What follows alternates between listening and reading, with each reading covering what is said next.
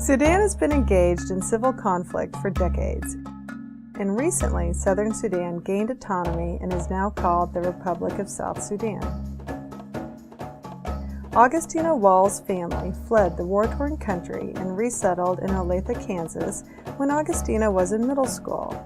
He talks to us about his experiences and how educators can be better prepared to work with Sudanese students. Hi, my name is Augustina Will. I'm from Southern Sudan, and I live in Olathe, Kansas right now. I left Sudan and came to Kansas because my mother's sister lived here with her family in Kansas, and it would be better for us to live with her because, that's the only family we knew in America, and we would leave the rest of our families back home. And also because coming to America, we always heard stories that they have better educations, better jobs, and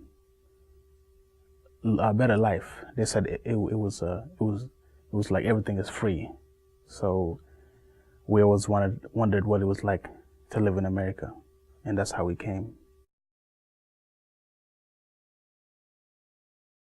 There was a civil war in the South, but I was born in the North, so I've always heard stories about how the rebels came and attacked the villagers and attacked everybody and burned the house down, and how people used to just run away and just run away from them.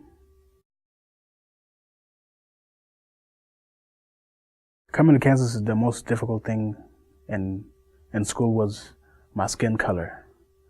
My first day, I remember in 5th grade, I came and the teacher introduced me and told everybody where I was from, and everybody looked at me like, wow, he's dark. Well, that's what I was wondering. So, and I didn't feel comfortable because they were all light-skinned, and that was the first time I've seen so many, light-skinned people than me. So I was wondering like, wow, what am I doing here? So that was very hard. Talking to everybody, I would not know what they were saying. And some of them would tease me. They would tell me to say this word and say it's a good thing, and I would say it, and others would giggle, and that right there tells me that I just said a bad word or something something bad.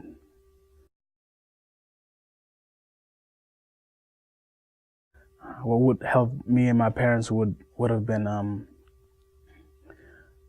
my parents would go to school to where they get special attention in reading and writing. That would have helped them very much, and how to communicate with everybody.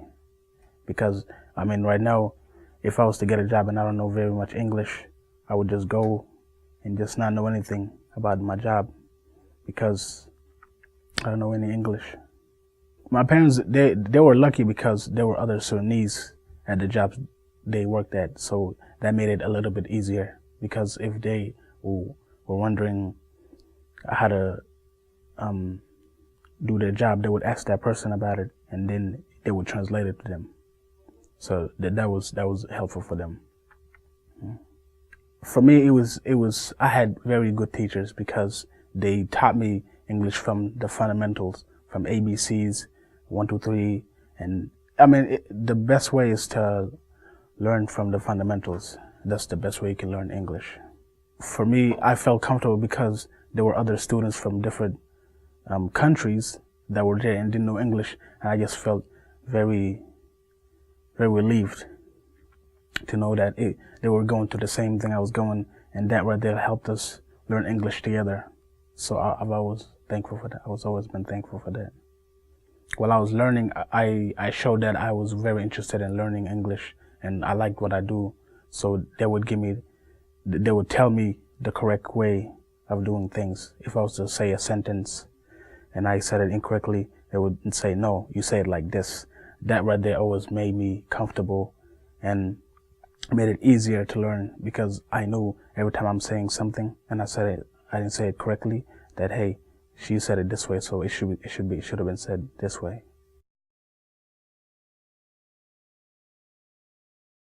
For the Southern Sudan, the difference was if our parents was to speak to us, we cannot look at them in the face. We always got to look down to show them for respect. And in America, I mean, your parents could be lecturing you, and you just space off and look somewhere else, and just roll your eyes and just tap your feet and just do stuff other than just listening. So I always saw that, and I said, if that was back home, my mother would have beat me silly. So that was something I thought it was interesting. And the other thing is just having pets in their homes. They would have dogs, snakes, cats, every other kind of animal you can name. That we didn't have there. Where I lived, we would have dogs running around, cats running around, and you see little kids playing with them, but they wouldn't bring them to the house. And also the other thing,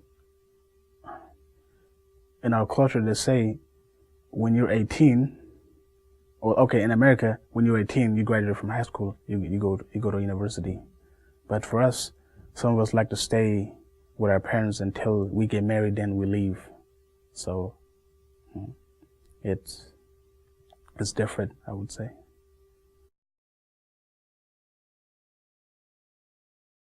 Denka is my mother tongue language, but in Sudan, we were taught to read and write in Arabic. At home, our parents always spoke to us in Denka, but I don't want to say I didn't have the interest in learning Denka. It's just I didn't speak it that much, so that way I only understood what they said to me, and I would always reply back in Arabic. Where in America, it was the same also. The difference between Arabic and English is the American alphabet is from left to right, and the Arabic is from right to left. And also, some of them speak Dinka and write it. It's just not meant. I mean, every Sudanese I know, like somebody older than me, they would speak and write, but somebody my age or younger, they don't speak. I mean, they don't write in Dinka. They could speak it, but they don't write because they didn't get a chance to learn it here.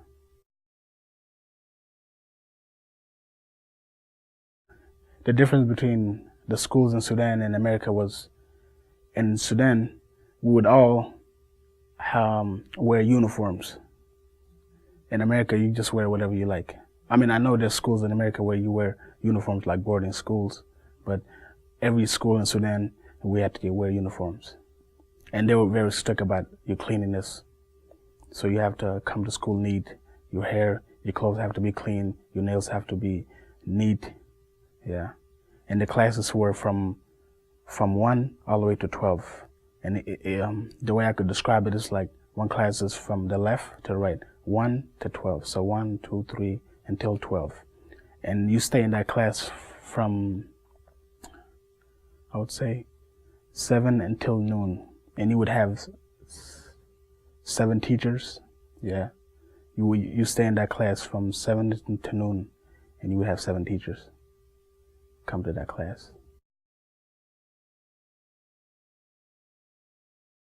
Well, most people from Southern Sudan are Christians and Catholics, and very little are Muslims nowadays. But a lot of them are starting to become Muslims. يا بنات وأولاد شدها لكم في أمريكا عشان بلد فيه حاجات كتير ومدارس بتاعن بيساعدوا كتير في الدنيا.